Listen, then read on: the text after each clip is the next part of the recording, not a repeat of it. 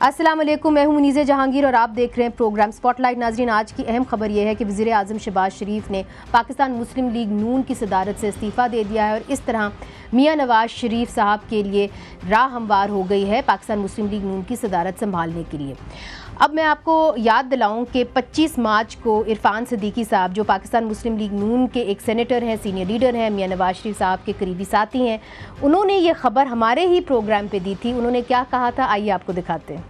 सदारत के हवाले से हमारी पार्टी के अंदर राय पाई जाती है और मियां साहब को एक से ज्यादा हमारे मरकजी लीडर्स ने ये कन्वे भी किया है कि चूंकि शहबाज साहब ने बहुत एक अहम और मुश्किल दौर के अंदर क़यादत ली हुई है हुकूमत की और उनके पास वक्त भी कम होता है, तो आप चूंकि फरागत के दिन है आपके पास, तो आप पार्टी की क़यादत फिर से संभालें, इसे रीऑर्गेनाइज करें, लोगों से मेल मुलाकात करें और पार्टी को जिंदा करें, पार्टी के लोगों के घरों में जाएं। तो इसका इम्कान मौजूद है कि वो माजी मुस्तकबिल करीब में अगर पार्टी का ज्यादा मशवरा आता है तो वो सदारत संभाल सकते हैं।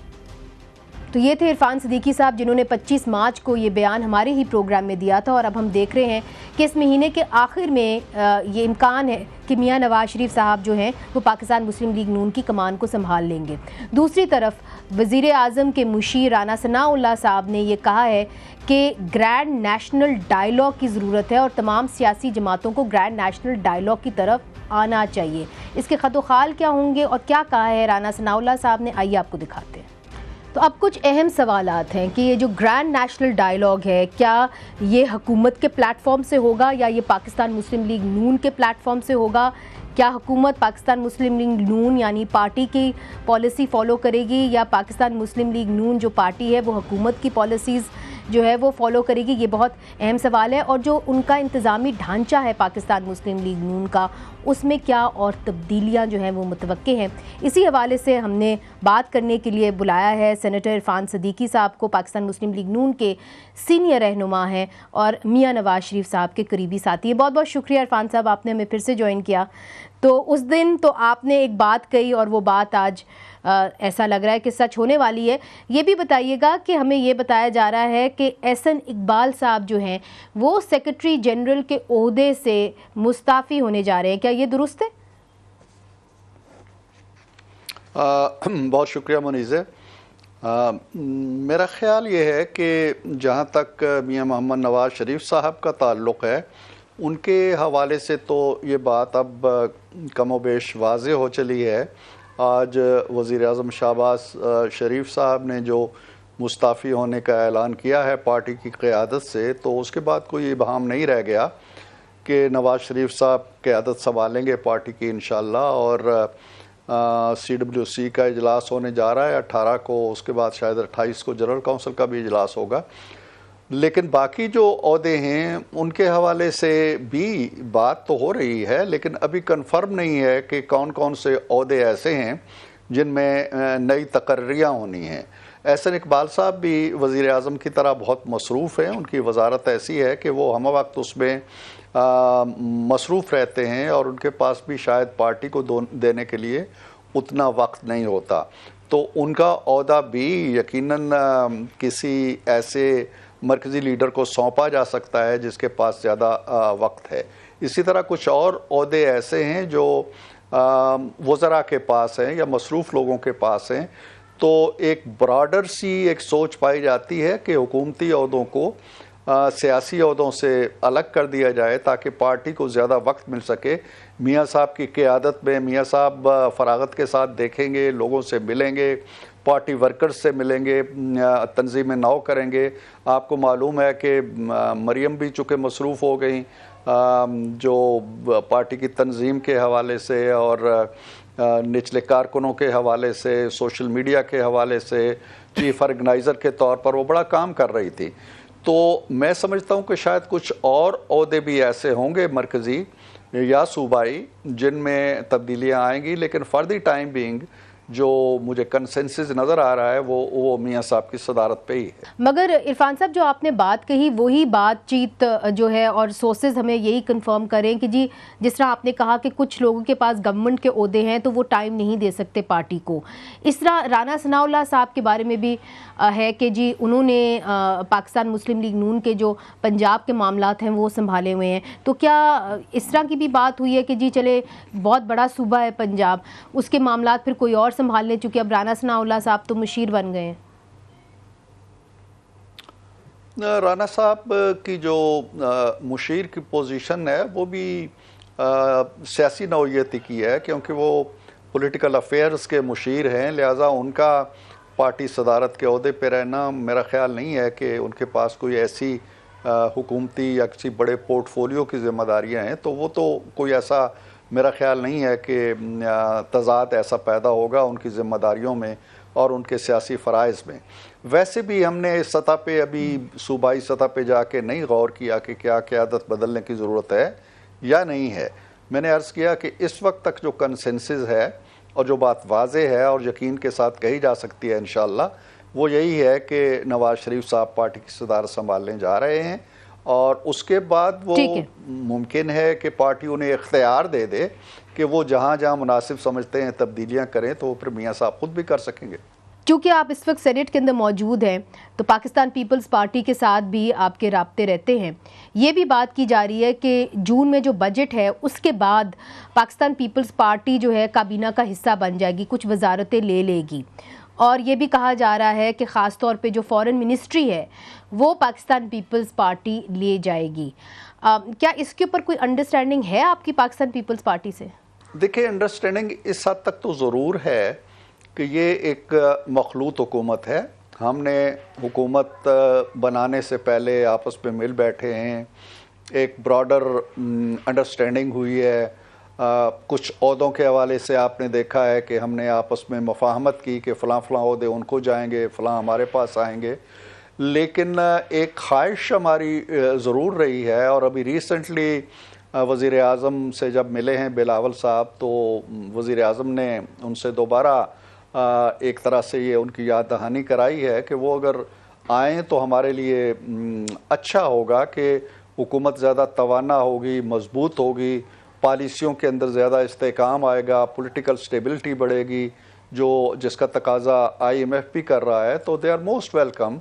वो जब भी अपने सियासी हवाले से मुनासिब समझेंगे कि हुकूमत का हिस्सा बने, हमारी तरफ से ऐसी कोई नहीं कदगन नहीं है। वो जब चाहेंगे अपना फ़ैसला करें।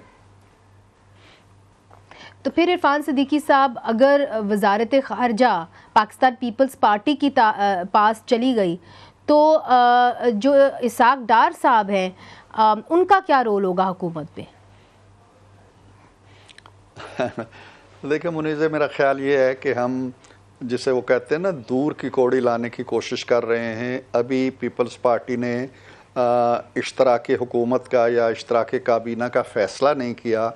वो काबीना का फ़ैसला करते हैं, किन वजारतों पे उनकी नज़र रहती है, वजारत ख़ारजा पे उनकी निगाह होती है नहीं होती है, बिलावल साहब काबीना का हिस्सा बनते हैं नहीं बनते हैं।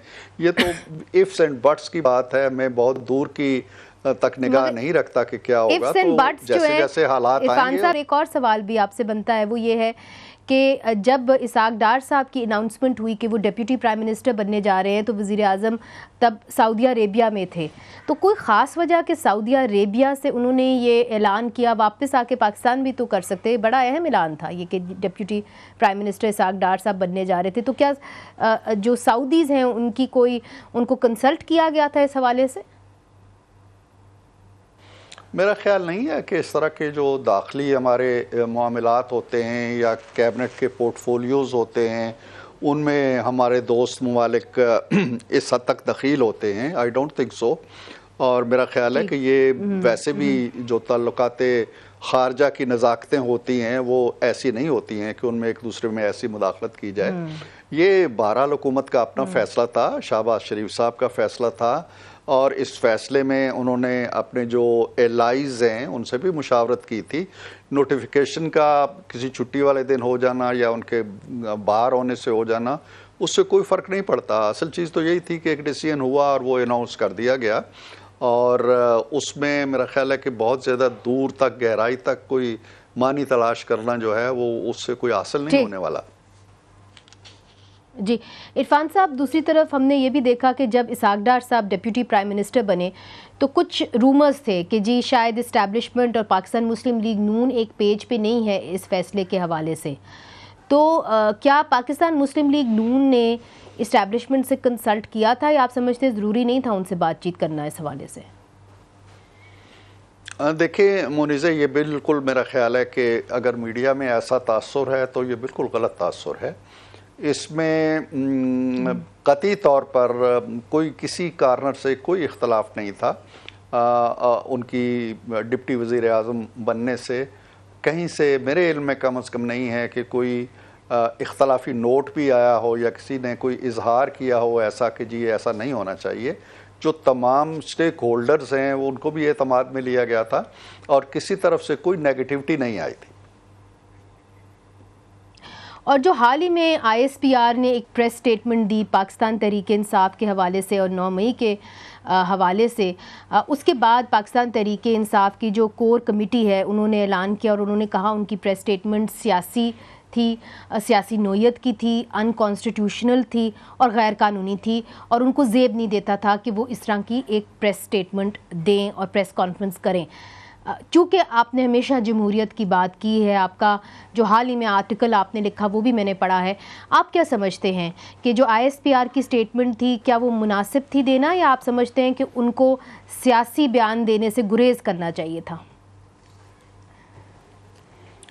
देखिए मुनीज़ा, ये बड़ा एक ट्रिकी सा इशू बन गया है। जब भी हम PTI का जिक्र करते हैं या PTI के लोगों के नाम लेते हैं तो वो सियासत के दायरे में या सियासत के ज़ुमरे में इसलिए शुमार होता है कि PTI बहरहाल एक पॉलिटिकल पार्टी है, उसके जो नामिनीज़ हैं वो किसी भी टाइटल से हैं लेकिन वो ऐवानों के अंदर भी मौजूद हैं। तो लेकिन इसके साथ साथ एक 9 मई का वाक़या भी हुआ है, और 9 मई का वाक़या जो है जिसमें अब एक तफसीली रिपोर्ट आ गई है, और पहले हम 200 का नाम लेते थे जी। अब उन्होंने 300 मकामात की निशानदेही की है जहां ये हमले हुए हैं। अब ये हमले जो हैं क्या इन्हें पॉलिटिकल किसी एहतजाज के ज़ुमरे में हम रखें, किस ज़ुमरे में रखें? ये आपने फ़ौज के घर पे हमला किया है, कोर कमांडर्स के घर जलाए हैं, जीजकू में आप घुस गए हैं, आपने तैयारे जलाए हैं, तो क्या फ़ौज को इस पर कोई रिएक्शन देने का हक़ नहीं है? फ़ौज हक़ रखती है, ये सियासत नहीं है। इस चीज़ का जिक्र करना कि भाई फ़लाँ ने उसके नाम के ऊपर कोई सियासत का लेबल लगाया है, किसी मज़हब का लेबल लगाया है, किसी रिफाई पार्टी का लेबल लगाया है, किसी और चीज़ का लेबल लगाया, ये कतई नज़र जुर्म है, और जुर्म को मुजरिम जो होता है उसे जुर्म की आंख से देखा जाना चाहिए। अब आप उनके घर भी जला दें, वो ये कहते हैं उनके शोहदा के मज़ार, वो ये कहते हैं कि जी जुडिशल कमीशन बनाएं आप इसके ऊपर, तो ठीक है, दूध का दूध और पानी का पानी हो जाएगा। रऊफ हसन साहब कहते हैं कि अगर वाकई में हमने ये किया है तो हमें कटहरे में लेके आए, हम मना तो नहीं करें, मगर जुडिशल कमीशन तो बनाए। देखें, वो तो जो मर्जी है कहते रहें, ये कोई अंधा कत्ल नहीं था, ये कोई ऐसी वारदात नहीं थी जो किसी ने देखी नहीं है। यहाँ पे करोड़ों लोगों ने देखा है टेलीविज़न की आंखों पे कि कौन लोग हैं, कौन खातीन हैं, कौन छतों पे बैठी हुई हैं, कौन किसको भड़का रहा है, कौन परचम जला रहा है, कौन क्या कर रहा है, सारी दुनिया ने देखा है। अब इसके लिए कमीशन भी चले बना लें आप तो ये कहते हैं जी कि ये जो है फॉल्स फ्लैग ऑपरेशन है। आप तो यहाँ तक चले गए हैं कि ये फ़ौज ने खुद किया है, फ़ौज ने खुद अपने घर जलाए हैं, फ़ौज ने खुदा न खास्ता अपने शहीदों की खुद बेहुरमती की है और हमारे नाम लगा दिया है। तो उनके दलाइल को तो आप एक तरफ रखिए, उनके दलाइल तो मेरा ख्याल है कि मज़ा का खेज़ है, वो सारी दुनिया जानती है कि किसने किया है। अब एक चोर जो है वो सामने चोरी कर रहा है, डाका मार रहा है, कत्ल कर रहा है, वो कहता है जुडिशल कमीशन जी, इसीलिए वो कहते हैं कि अगर हम गलत हैं तो जुडिशल कमीशन बना लें और वो दूध का दूध और पानी का पानी हो जाएगा। मतलब इसमें अगर का क्या मतलब है? अगर का क्या मतलब है? अगर तो वहां होता है ना जहां कोई कंफ्यूजन हो। कहां पे कंफ्यूजन है कि ये काम आपने अच्छा, किया, आपको आपने शाबाश दी है, आपने कहा ठीक, कोई अबाम नहीं है, बाल बराबर बाम। नहीं, ठीक है। आपने ये भी कहा है कि जी अगर मुझे पकड़े, नहीं मेरी बात मुकम्मल होने दें। आपने ये भी कहा है कि अगर मुझे इस तरह रेंजर्स पकड़ेंगे तो मेरे लोग कहाँ एहतजाज करेंगे। आपने ये भी कहा है कि अगर मुझे दोबारा पकड़ोगे तो दोबारा यही रिएक्शन होगा। आपने शाबाश दी है, आपने तफाखुर के साथ अपने परचम लहराए हैं। अब आप कहते हैं जी कमीशन बना लो, इस तरह से तो नहीं हो सकता ना। मगर सेनेटर साहब, अब बात यह है कि आपने बताया कि किस हद तक जो है मामलात ख़राबी की तरफ गए हैं, और आपने कहा कि जी हम कमीशन नहीं बना सकते और इसमें कोई अभाम नहीं कि ये जो जुर्म है ये आपने ही 9 मई को किया था। तो फिर जो राना सनाउल्लाह साहब बात कर रहे हैं ग्रैंड नेशनल डायलॉग की, फिर वो किसके साथ होगी, और क्या ये 7 खून माफ़ हो जाएंगे और फिर ग्रैंड नेशनल डायलॉग होगा? इसके बारे में मैं आपसे पूछूंगी। छोटा सा वक्फा शामिल करती हूँ, फिर से हाजिर होते हैं। वेलकम बैक नाजरीन। वज़ीर आज़म के मुशीर राना सनाउल्लाह साहब ग्रैंड नेशनल डायलॉग की बात कर रहे हैं, मगर ग्रैंड नेशनल डायलॉग क्या पाकिस्तान तहरीक इंसाफ के साथ हो सकता है? चूँकि अभी तक 9 मई के मामले के ऊपर ISPR की स्टेटमेंट है कि जब तक वो माफ़ी नहीं मांगेंगे, इमरान खान साहब खुद माफ़ी नहीं मांगेंगे, कौम से माफ़ी नहीं मांगेंगे, तब तक मामलात आगे नहीं बढ़ सकते। सेनेटर इरफान सिद्दीकी साहब हमारे साथ मौजूद हैं। इरफान सिद्दीकी साहब, अब ये ग्रैंड नेशनल डायलॉग जिसकी बात राना सनाउल्लाह साहब कर रहे हैं, पहले तो ये बताइए कि ये ग्रैंड नेशनल डायलॉग सियासी जमातों के दरमियान होगा या जो पाकिस्तान मुस्लिम लीग नून की हुकूमत वफाक में बैठी हुई है उसके दरमियान और PTI के दरमियान होगा? इसका जो एवेन्यू है, प्लेटफॉर्म है, वो क्या होगा? देखिए मुनीज़, मैंने जहाँ तक स्टेटमेंट देखी है कल बिलावल भुट्टो साहब की भी, उन्होंने भी ये बात कही है कि सियासी जमातों को आपस में मिल बैठ के मुज़ाकरात करना चाहिए और सियासी अदम इस्तेकाम को दूर करना चाहिए, बेयकीनी को दूर करना चाहिए। लिहाजा जब हम डायलॉग की बात करते हैं या ग्रैंड नेशनल डायलॉग की बात करते हैं राना साहब, तो उसका मतलब ये है कि तमाम जमातें जो हैं पाकिस्तान की मोतबर जमातें हैं और किसी न किसी हवाले से अवामी नुमाइंदगी रखते हैं, वो अपनी जो तलखियाँ हैं उन्हें एक तरफ रख के बैठे और मामलात तय करें। ये एक पॉलिटिकल डायलॉग की बात हम कर रहे हैं। जी, इस्टेब्लिशमेंट अलाउ करेगी कि आप PTI के साथ डायलॉग करें? एक है पॉलिटिकल डायलॉग।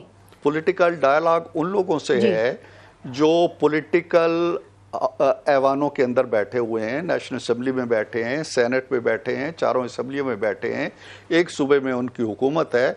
हम ये हैं सियासी अनासर, ये मिल बैठ के इकानमी पे बात करें, नेशनल यूनिटी पे बात करें, प्राइस हाइक पे बात करें, IMF पे बात करें, फॉरेन पॉलिसी पे बात करें, लेजिस्लेशन पे बात करें, इंतखाबी इस्लाहात पे बात करें। ये एक डायलॉग, आइनी जो तहफ़्फ़ुज़ात चाहिए, इलेक्शन रिफॉर्म्स पे बात करें। ये हम ये नहीं कह रहे हैं कि 9 मई का जो पेज है वो फाड़ होना चाहिए। उन्हें वो अपनी पार्टी को इजाज़त दें। वो कहेंगे कि 9 मई के केसेस हम बर्दाश्त करेंगे जब उनका दामन साफ़ है और वो इतने पुरएतमाद हैं कि कहते हैं जुडिशल कमीशन बनाओ, तो वो निकल आएंगे ना इस क्राइसिस से। वो कहें जी कि मैं इस पर कोई रियायत नहीं चाहता, 9 मई चलता रहेगा, कैसे चलते रहेंगे, लेकिन मेरी जमात जो है वो कौमी मफाद के लिए दूसरी जमातों से मिल बैठे। उनकी तो पहली शर्त ये होती है PPP से बात नहीं करनी, PMLN से बात नहीं करनी, MQM से बात नहीं करनी, चोरों से नहीं मिलना, डाकुओं से बात नहीं करनी। हर रोज़ आप सुनती हैं। अभी जबकि बहुत वाज़ेह इरफान साहब, मुझे एक बात समझ नहीं आ रही कि हम इमरान खान साहब के साथ अगर बात, आपने कहा कि होना चाहिए, इमरान खान साहब को इस मुज़ाकरात का हिस्सा होना चाहिए, तो क्या इमरान खान साहब से बात जेल के अंदर होगी? इसके खदोखाल क्या होंगे? इट्स वेरी कंफ्यूजिंग कि ग्रैंड नेशनल डायलॉग होगा, आप कहते हैं कि सियासी जमातों के दरमियान होगा। मैं ये देखिए, दो बड़े लीडर्स हैं ना, मियां नवाज शरीफ साहब और इमरान खान साहब। जी देखिए ना, ये उनकी तजवीज़ है, इसके खदोखाल आप उनसे पूछिएगा। लेकिन मैं ये समझता हूँ कि जब सियासी जमातों में बातचीत होती है ना, तो ज़रूरी नहीं होता है कि उसके अंदर वो लीडर बैठा होता है। यानी जब हम अपने तौर पे कह रहे हैं, मियां नवाज शरीफ के बिहाफ पे कह रहे हैं ना, नवाज शरीफ बैठें या ना बैठें, हम लोग मौजूद हैं, शाहबाज साहब मौजूद हैं, वज़रा मौजूद हैं, हमारी डिप्टी प्राइम मिनिस्टर मौजूद हैं, असेंबलियाँ मौजूद हैं, leader of the opposition, leader of the house, सब मौजूद है। एक पूरा सिस्टम मौजूद है। उसमें अडयाला बीच में आए या ना आए, वो रोज़ जाते हैं ना, रोज़ हिदायत लेके आ जाएं। पहले ये हिदायत लेके आ जाएं, एक दिन ये हिदायत लेके आ जाएगी, ओके पास्ट इज़ पास्ट। हम बात करेंगे नून से, हम बात करेंगे पीपल्स पार्टी से, हम बात करेंगे MQM से, हम हर उस शख्स से बात करेंगे जो पाकिस्तान को आगे लेके जाना चाहिए। एक स्टेटमेंट मुनीज़े आप दिलवा दें, बात ख़त्म हो जाएगी। ठीक है, उसके बाद आप कह रहे हैं कि खदोखाल भी तय हो जाएंगे। इरफान साहब, आप बड़े अरसे से पाकिस्तान मुस्लिम लीग नून के साथ हैं, आप एक लीडर भी हैं, उनके वर्कर भी हैं। मुझे ये बताइए कि अब क्या होगी पॉलिसी पाकिस्तान मुस्लिम लीग नून की बतौर एक पार्टी? क्या जो हुकूमत में हो रहा है पार्टी उसको फॉलो करेगी, या जो हुकूमत है वो पार्टी की हदायत फॉलो करेगी? कैसे आप इन चीज़ों को दोनों को इकट्ठे चलाएंगे? मुनीज़े, ये मेरा ख्याल है एक तासुर है कि जैसे पार्टी कोई अलग चीज़ है और हुकूमत कोई अलग चीज़ है, या नवाज़ शरीफ साहब की पॉलिसी कोई अलग है और शहबाज शरीफ साहब कोई अपनी हिकमत अमली रखते हैं। ये एक मीडिया के अंदर मैं बरसा बरस से ये बातें सुन रहा हूँ। अमलन ऐसा नहीं है। इस वक्त जो शहबाज शरीफ साहब की बतौर वज़ीर आज़म हिकमत अमली है, जो मुल्क को वो आगे लेके जा रहे हैं, जो इदारों के ताउन से वो मुल्क की इकानमी की बेहतरी के लिए बाहर से सरमायाकारी ला रहे हैं, दोस्त ममालिक के साथ तगोदो कर रहे हैं, पूरी तरह पार्टी उनकी इस हिकमत अमली के साथ है। कोई ऐसा इक़दाम नहीं है उनका जिसको पार्टी डिसऑन करती हो या पार्टी ऑन ना करती, ऐसी कोई बात नहीं है। लिहाजा आइंदा भी जो हुकूमत, ज़ाहिर है कि ये हुकूमत PMLN की कहलाती है, लेकिन इस हुकूमत में पीपल्स पार्टी भी शामिल है, MQM शामिल है, बाज़ और छोटी जमातें शामिल हैं। तो कंसेंसस से बात होती है और ऐसी कोई बात नहीं होती है जिसमें रायविंड अलग खड़ा हो और वज़ीर आज़म हाउस अलग खड़ा हो। ऐसा कोई तज़ाद है ही नहीं है। और अभी तक जो पॉलिसियाँ हुकूमत की चल रही हैं माशाल्लाह बहुत अच्छी चल रही हैं, नतीजा खेज़ है, महंगाई कम हो रही है, हमारी स्टॉक एक्सचेंज बहुत आगे बढ़ रही है, इन्वेस्टमेंट आना शुरू हो गई है, लोग बाहर के दिलचस्पी ले रहे हैं। तो दीज आर गुड पॉलिसीज। तो इस परफॉर्मेंस पे नवाज शरीफ को या पार्टी को क्या एतराज़ होगा? अब इरफान साहब, आपसे आखिरी सवाल, चूँकि आप लिखते भी हैं, पढ़ते भी बहुत हैं, हमने देखा कि आज़ाद कश्मीर के अंदर जो मामलात हैं वो मज़ीद बिगड़ते चले जा रहे हैं। वहाँ पे एहतजाज का सिलसिला जो है वो अभी भी जारी है, और ये भी मुतालबा किया जा रहा है कि जो AJK के वज़ीर आज़म हैं उनको इस्तीफ़ा दे देना चाहिए। आपका क्या ख़्याल है कि जो हैंडलिंग हुई है क्राइसिस की वो काबिल कबूल है और वो मुतमईन है आप उससे? देखिए, मेरा ख़्याल ये है, लेटली जो मेरी मालूमात हैं कि ये मामला खुश उसलूबी के साथ वज़ीर आज़म ने ख़ुद आज एक तवील इजलास की सदारत की है और बहुत से मामला तय पा गए हैं। इसकी जुज़ियात तफसीलात शायद जारी हो जाएंगी अभी थोड़ी देर में। तो ये मामला सुलझ गया है। इसकी हैंडलिंग के अंदर अगर कोई ऐसी चीज़ हुई है जो नहीं होनी चाहिए थी, इसमें एक पुलिस एहलकार भी शहीद हो गए हैं, तो ये मामला जब तशद्दुद की तरफ बात जाती है तो फिर ज़ाहिर है कि बिगाड़ आ जाता है। लेकिन मुतालबात उनके किसी हद तक हक़-ब-जानिब थे, उसमें हिकमत अमली की ख़राबी हो सकती है, हैंडलिंग में भी ख़राबी हो सकती है, लेकिन वज़ीर आज़म के और सदर ममलकत ने भी कल इस पर एक मीटिंग की थी। तो अब मामलात मेरा ख़्याल है कि एक हतमी समझौते तक पहुँच चुके हैं और मामलात कल से मामूल पे आ जाएंगे इंशाअल्लाह। बहुत बहुत शुक्रिया जनाब इरफान सिद्दीकी साहब, आपने अपना वक्त हमें दिया और आपने कश्मीर के मामलात के ऊपर भी जो है बातचीत की। तो नाज़रीन, इधर हम छोटा सा वक्फ़ा शामिल करते हैं, वक्फ़े के बाद हम फिर रुख करते हैं कश्मीर का और वहाँ पे आपको दिखाते हैं कि इस वक्त और आज के जो हालात हैं वो क्या है। वक्फ़े के बाद वेलकम बैक नाजरीन। आज़ाद कश्मीर में 9 मई से पुरतशद्दुद एहतजाजी मुजाहरे जारी हैं, जिनमें एक पुलिस एहलकार हलाक हो गए हैं और 90 के करीब जो हैं वो ज़ख्मी हैं पुलिस एहलकार। ये एहतजाज क्यों हो रहे हैं, इनके पीछे क्या इश्यूज़ हैं, ये हम आपको दिखाते हैं एक छोटी सी रिपोर्ट में, और इनको कौन लीड कर रहा है ये भी आपको दिखाते हैं। नाज़रीन, आपको लेके चलते हैं आज़ाद कश्मीर, जहाँ पे हमारे नुमाइंदे इम्तियाज़ अवान साहब ने हमें ज्वाइन किया है। इम्तियाज़ साहब, इस वक्त जो सूरत हाल है वो क्या है आज़ाद कश्मीर में? चूँकि हमें बताया जा रहा है कि झड़पें अभी भी जारी हैं और एक नौजवान जो हैं वो हलाक हो गए हैं। ये पहले शहरी हैं जो हलाक हुए हैं जब से मुजाहरे शुरू हुए हैं, दुरुस्त है? जी, आज जो है वो वज़ीर-ए-आज़म पाकिस्तान की जानिब से 23 अरब रुपए के जो पैकेज था उसके ऐलान के बाद वज़ीर-ए-आज़म आज़ाद कश्मीर ने कश्मीर हाउस में प्रेस कॉन्फ्रेंस पे खिताब करते हुए जो है वो बताया जी कि जो जॉइंट एक्शन कमेटी है उसके तमाम मुतालबात तस्लीम कर दिए गए और उन्होंने नोटिफिकेशन भी दिखाए कि जिसमें आटे की कीमतों में जो है वो 1100 रुपये फी मन के हिसाब से कमी की गई और दूसरा बिजली के जो टैरिफ है उसको कम करते हुए नए टैरिफ का भी उन्होंने ऐलान किया। इसके बाद जो है वो अवामी एक्शन कमेटी के जो काफिले थे कुछ तो वापस चले गए और कुछ जो है ना वो मुजफ्फराबाद में आके इसको सेलिब्रेट करना चाहते थे। जब वो मुजफ्फराबाद की तरफ चले तो इसी स्थान में रेंजर्स की जो है वो एंट्री भी होगी राजकोट के रास्ते, तो रास्ते में फिर लोगों ने उनके ऊपर पथराव किया कि अब मामला खत्म हो गया तो अब इनके आने का कोई जवाब नहीं है, लेकिन जिसके नतीजा में उनकी जवाबी कार्रवाई से एक नौजवान जो है वो वकार अब्दुर्रहमान जो है वो जहाँ बाक हो गया और इसके बाद जो हंगामों का सिलसिला चल पड़ा और रेंजर जहाँ जहाँ जा रहे थे तो लोग उनको लोगों की मज़ामत का उनको सामना करना पड़ा।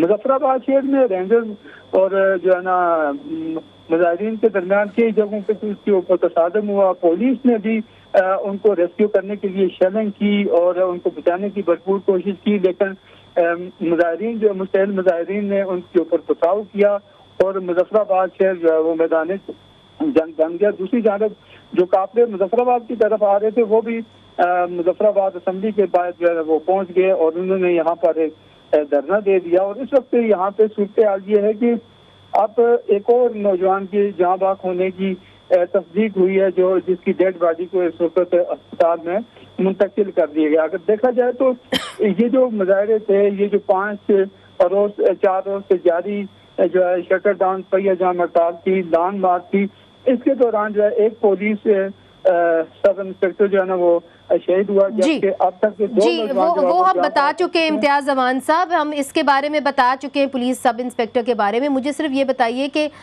एक बात वाजे कर दीजिए, आप ये कह रहे हैं कि 2 नौजवानों की हलाकत हुई है रेंजर्स की जवाबी कार्रवाई में आज? जी 2 अभी कंफर्म हो चुके हैं और एक की डेड बॉडी तो उसके हवाई इलाके जो है वो दरा बटंगी जो है वो पहुंचा दी गई है, जबकि दूसरे की डेड बॉडी इस वक्त मुजफ्फराबाद के जो कंबाइंड मिलिट्री हॉस्पिटल है वहाँ जो है ना वो मुंतकिल की गई है। और जबकि मुतअद्दिद अफराद जख्मी हैं, जो मुजाहिदीन और रेंजर्स और पुलिस के दरमियान जो झड़पें हुई है इसमें एम्बुलेंसेज को भी नुकसान पहुंचा, जबकि जो रेंजर्स हैं उनकी 3 गाड़ियों को जो है नजरियातश किया गया और मुतअद्दिद गाड़ियां जो है वो तोड़ी गई है। जी तो इम्तियाज जवान साहब ये बताइए कि जॉइंट एक्शन कमेटी की तरफ से अब कोई बयान आया है, कोई रद्द अमल आया है कि ये जो 2 अहलकार जो हैं उनको हलाक किया गया, उनके 2 नौजवान हलाक हो गए हैं, मुतअद्दिद आपने कहा जख्मी हैं, उनकी तरफ से क्या रद्द अमल है?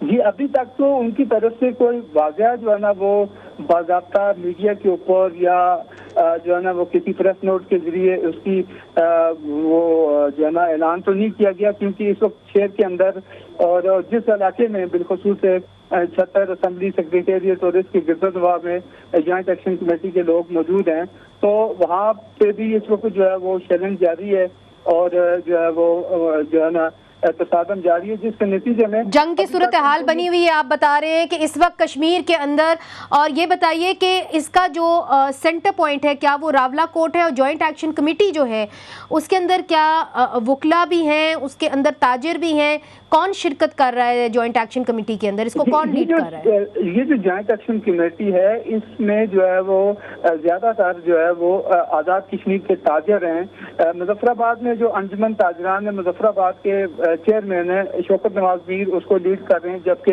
आज़ाद कश्मीर के बाकी अजला में इसमें जो है वो ताजिर हैं, वकला हैं और सिविल सोसाइटी के दीगर जो है ना वो नुमाइंदे शामिल हैं। ये किसी क्योंकि ये कोई बाज़ाब्ता कोई सियासी तहरीक तो है नहीं या किसी सियासी नज़म के अंदर ये नहीं है। अलबत्ता इस वक्त जो सूरत हाल डेवलप हुई है, क्योंकि महरूमियों का शिकार जो अवाम है वो अपनी फ्रस्ट्रेशन को लेके बाहर निकले हैं। अब कंट्रोल जो है हालात जो है वो जॉइंट एक्शन कमेटी और बिलखसूस आज़ाद कश्मीर हुकूमत और इंतजामिया के कंट्रोल से भी बाहर होते दिखाई दे रहे हैं, क्योंकि लोग जिन जिन के साथ जो है वो तशद्दुद वाक़यात हुए हैं, जिनके घरों में आंसू गैस के शेल पड़े हैं, लोग मुतासर हुए हैं। अब वो जाती तौर के ऊपर जो है वो बाहर निकले हैं और वो इस चीज का बदला लेने के लिए बाहर निकले हैं। और वैसे भी जो आजाद कश्मीर हुकूमत की ये कोशिश थी कि आजाद कश्मीर का ये मार्च जो है ये पुरअमल रहे, लेकिन इसमें जो है वो क्योंकि हुकूमत ने FC और PC जो है वो मुख्तलिफ तनसीबात के ऊपर लगाने के लिए बुलाई थी, तो उसके ऊपर भी शदीद रद्द-ए-अमल का इज़हार हुआ था कि इनको क्यों बुलाया है। अब जब रेंजर्स आई हैं तो इसके खिलाफ भी जो है वो अवाम में एक जो है ना एहतजाज किया गया। बहुत बहुत शुक्रिया इम्तियाज़ अवान साहब, आपने जो है एक तफसीली जो है पिक्चर आज़ाद कश्मीर की आपने दिखाई और हमें बड़ी तशवीश है कि वहाँ पे जो हालात है वो बिगड़ते चले जा रहे हैं। आपने बताया कि 2 प्रोटेस्टर्स जो हैं वो हलाक हुए हैं रेंजर्स की जवाबी कार्रवाई में। हमारी नज़र जो है वो आज़ाद कश्मीर पे रहेगी एज द सिचुएशन इवॉल्व्स। मगर आज के लिए मुनीज़ जहांगीर को इजाज़त दीजिए। खुदा हाफिज़।